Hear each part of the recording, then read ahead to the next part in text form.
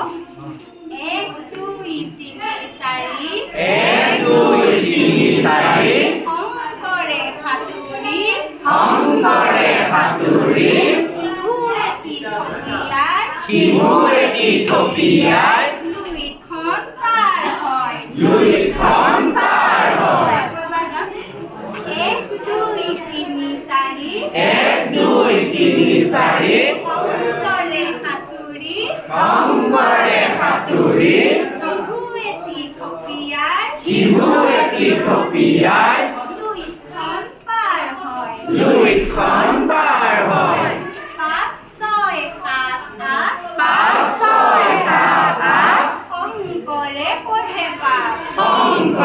পঢ়ে পাঠ কৰতল কমল লিখি যায় সাঁচি পাত পাঁচ ছয় সাত আঠ শংকৰে পঢ়ে পাঠ কৰতল কমল লিখি যায়